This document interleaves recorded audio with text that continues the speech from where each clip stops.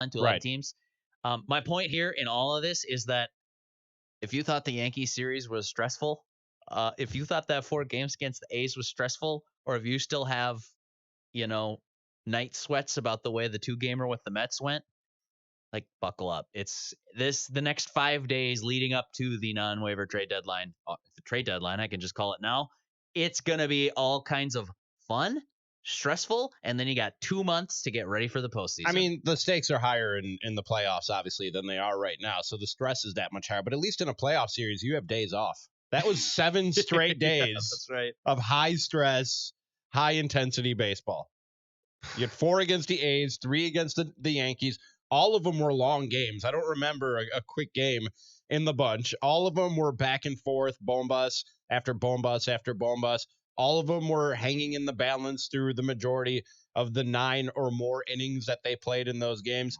It was just 7 days of stress. And then thank you, Jose Barrios. Thank you, Nelson Cruz, for last night at a 10-3 Twins win, bringing the magic number down to 59. It's a great point. It was only one day, we should say that, and the Indians won too. So it's not like the world is perfect. But you see what happened in the Yankees game, by the way? The Yankees went out to play the Red Sox. Actually, no. The Red Sox, I think it was, I want to make sure I have this right, but I think they hung 19 runs on those Yankees. So, you thought the Twins were tired after that, and they made wholesale, bullpen changes and basically flipped it overnight and said, this ain't going to work. We need some new guys in here. The Yankees are reeling too, and there's going to be an aggressive buyer. They just got through with the Twins, and their starter ERA is like a disaster over the last week and a half. The Twins gave it to them offensively, pretty good. And then the Yankees sort of I don't want to say limping out of the series because they won 2 or 3 and they look like a great offense in so doing. But I think it's like a heavyweight fight where you're tired. Both guys walk out with bumps and bruises and a swollen eye and your heart is racing and you're exhausted. It's like Fight Club, and now you've got to come up with an excuse for your injury. Exactly. Tripped and fell, hit a corner of the table. And what I said about that series, Derek, had to face the Twins. What I said about that series was that, yes, you didn't win it, but game 2 of that series was basically a coin flip. I mean, each team answered the other team's blow with their own blow at time after time after time, including in the 10th inning. You look at what the Twins did. They answered what the Yankees did, and it took a miraculous make or break catch to get the 30th and final out for the Yankees that night. That game literally could have gone either way. It was a 50-50 coin flip. The Yankees they look like a better team after that series was over, but the gap is closable. It's not this isn't some insurmountable task that the Twins have ahead of them should they face the Yankees in October. I don't disagree with you at all. Fascinated to see what New York does at the trade deadline, because they've got ammo as well. They could go load up and try to trade for another starting pitcher. They're going to have to. Maybe even add another reliever, because the Twins got to that bullpen that's supposed to be leak-proof. I mean, it's going to be all kinds of fascinating to see. When the dust settles on August 1st, what are the teams? Who are the contenders, and who did they add, and what do they look like for the stretch run to October? I'm going to be so fascinated, not just from a Twins perspective, but from a league-wide perspective. Let me ask you, Rami, because we can talk numbers all day. We can talk trade deadline. We will recklessly speculate. It's what we do here. There are lots of things to talk about today, but before we get into all of the numbers and the rumored names and all of that, I just want to gauge your feelings. I'm an empathetic guy. I'm trying to be anyways. I'm working on it. Yeah. A bit of a robot, but I'm upgrading my my firmware. We put the emotion chip in you. Yeah, and it's still got some bugs, but we're working on it.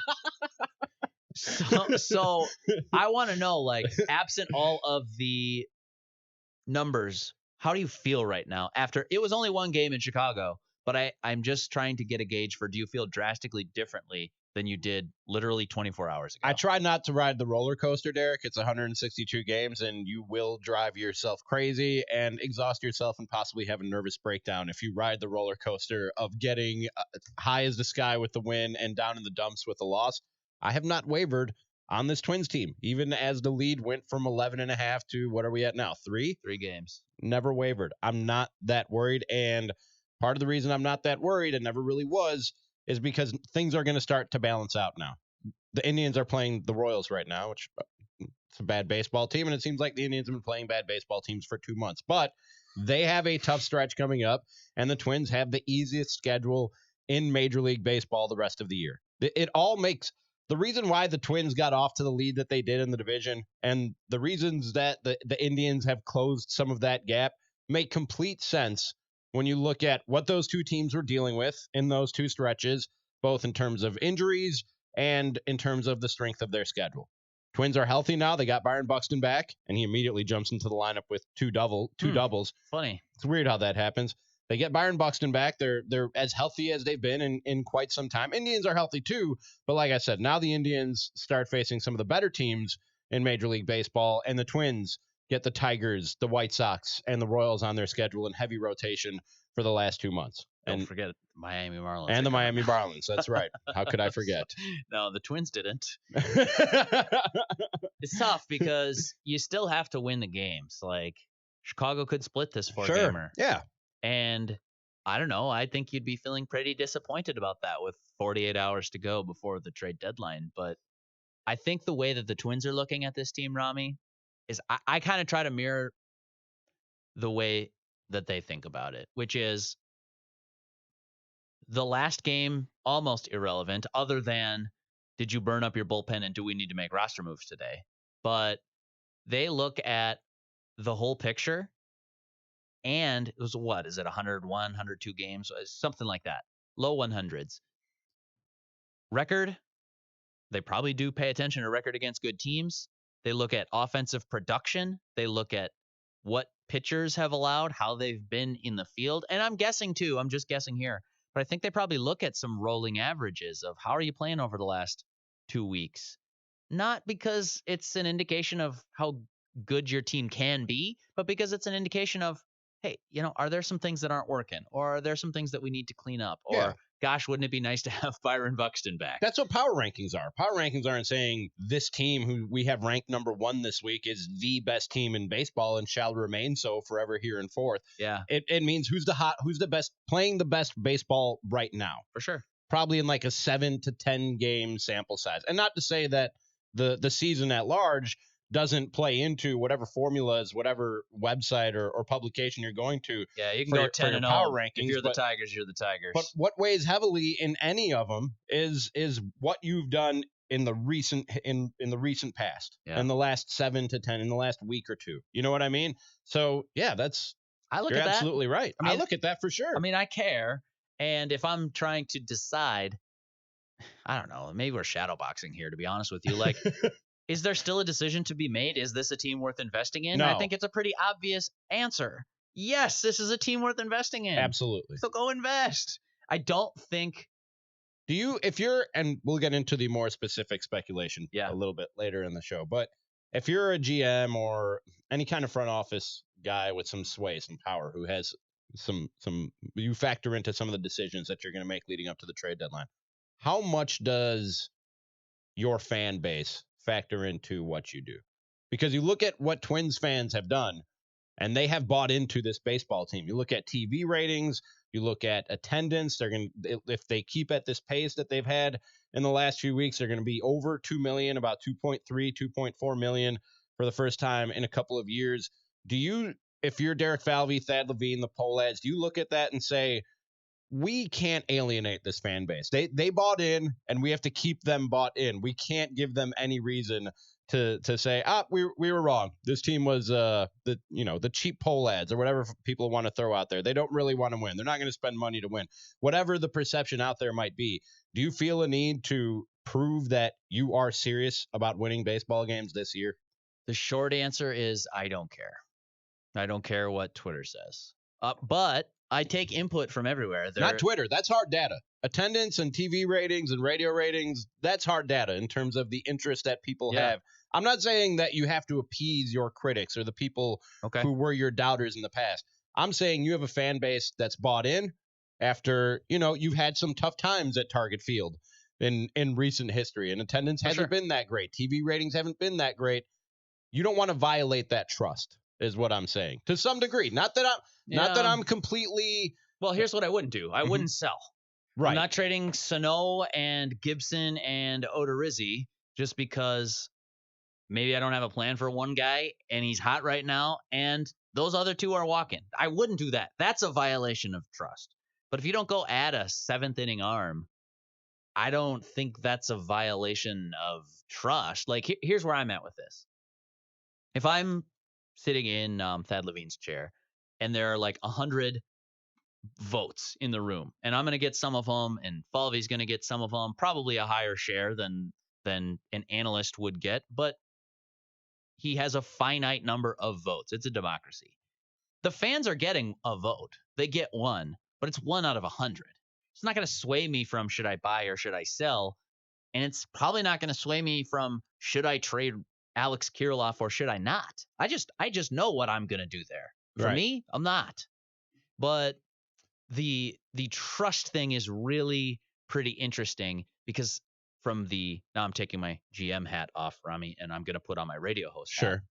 From this perspective, where I sit in this chair hosting Score North First Place Twin Show live from Bombasota, the land of 10,000 rakes, where the magic number is 59. 59. My purpose here is to call it like I see it. And how I see it is Derek Falvey and Thad Levine have earned the right to be trusted. Like, I don't know how you'd come to any other conclusion right now. Because, and I make this distinction all the time, they don't need to win you over.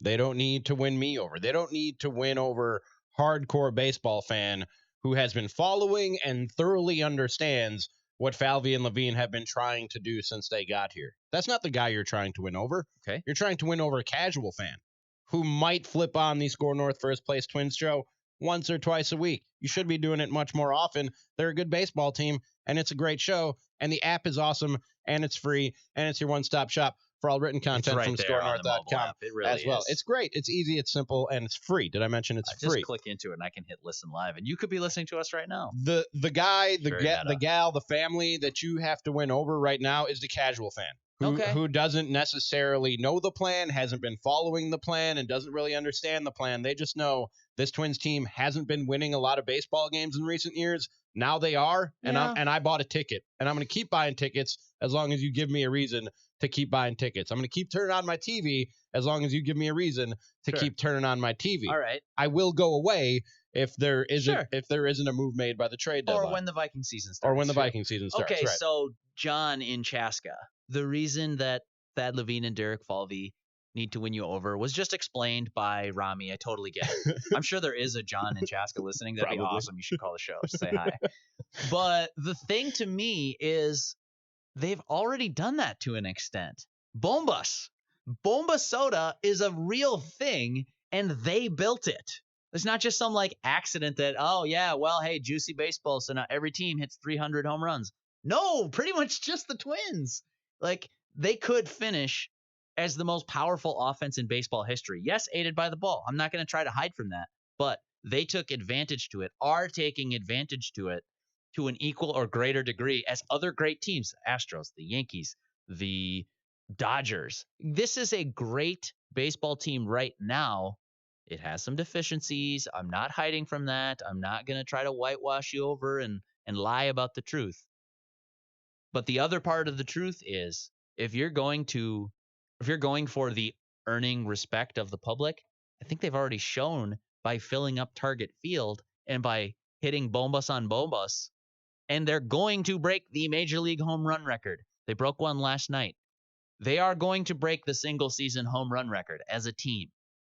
That to me, Rami, in addition to last night's record that they topped, like that to me is buying in the casual fan. John and Kathy and Chaska can now go to a couple of Twins games. I don't think you need to make the all-in trade your top 4 prospects for Noah Syndergaard and Edwin Diaz, and now you've bought them in. You don't owe them that. Derek mentioned they broke a record last night. Twins, the first team in Major League Baseball history with 9+ games of 5 or more home runs.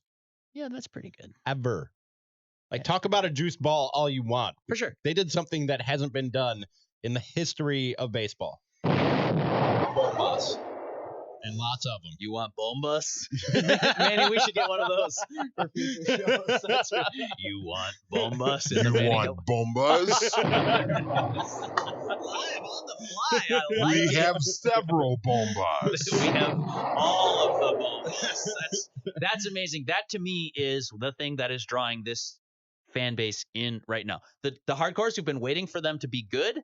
That's awesome. They were going to be here as soon as the Twins were good anyways. But then there's that fringe group of Twins fans who are like, I'll throw my brother into this category. He's like, probably watched 10 Twins games the last 5 years. And now that they're good, it's on every night. Might not watch the whole thing, but I'm here to see bombas. I'm here to see Nelson Cruz hit 3 bombas in one game, which, by the way, the Twins can thank Nelson Cruz for giving them that home run record. 9 different games in a season. Almost 10% of their games this year have featured 5 or more home runs. That's insane. It's insane.